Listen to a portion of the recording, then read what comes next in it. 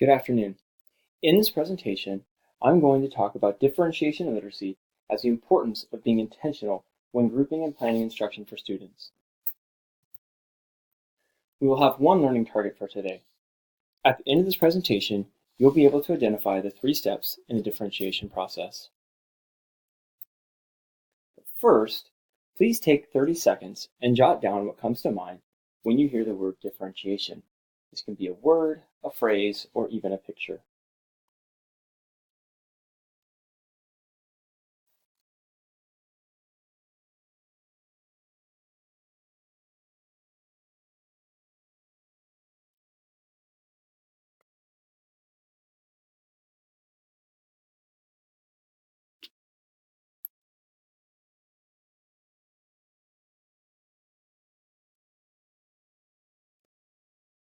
Thank you.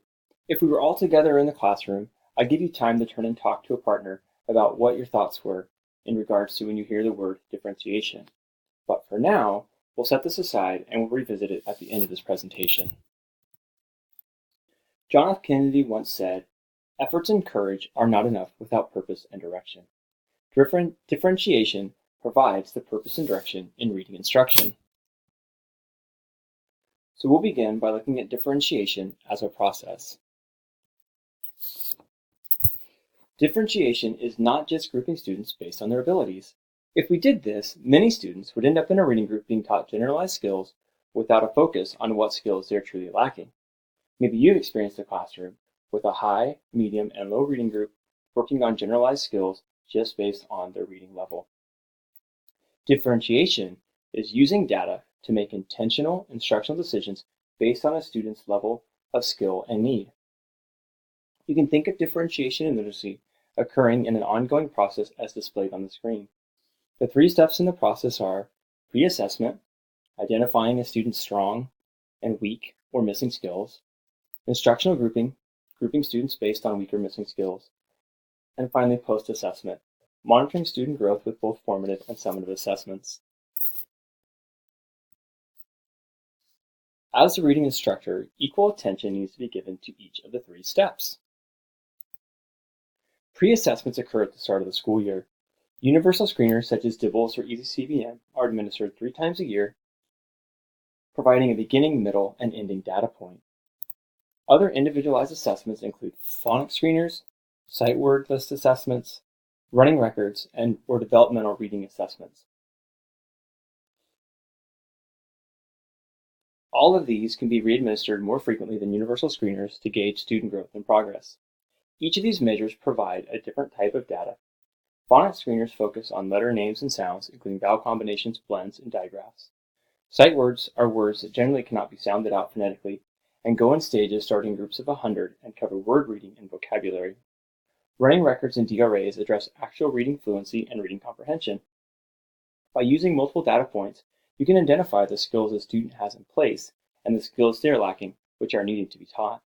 For example, a student may score highly on their phonics screener, but low on their running record, showing that they would need more practice with reading fluency and comprehension. Then we move to instructional grouping of students. Using the data gained from pre-assessments, you can begin intentionally grouping your students in groups of 4 to 6 based on their instructional level and lacking skills in conjunction with the scope and sequence of your reading curriculum. By identifying the level of the group and the skill needed to be taught, you can select the appropriate materials for the group of students and begin providing scaffolded instruction. For example, in 2nd grade, you could use your phonics screener data to identify a group of students who need extra practice on long vowels. And finally, post-assessments are used to measure growth and continue the differentiation cycle. These formative assessments are created to match the skill taught and are given after a skill has been taught and students have had time to practice. In our example of the 2nd grade group working on long vowels, you could create a quick 8 long vowel word assessment and see if the students can read the long vowel words. As the teacher, you can get a quick check to see if the students in the group need more instruction and practice on the skill, are able to move on to the next lacking skill, or need to be regrouped again depending on the variety of skills needed across the class of students as a whole. The pre-assessment measures can also be used as post-assessments, depending on the skills you are needing to assess. So let's review what's been covered so far. First, let's revisit what you jotted down quickly before we started. So this time, please jot down what you know differently or more deeply now. Again, this could be a word, a phrase, or even a picture.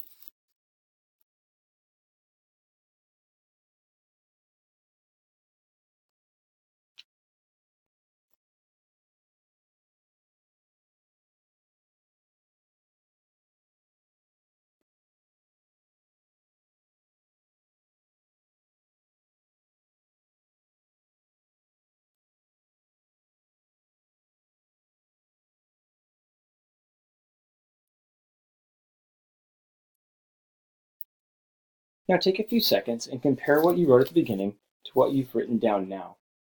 Maybe you'll be able to see how your thinking has either changed or has been strengthened through this new information.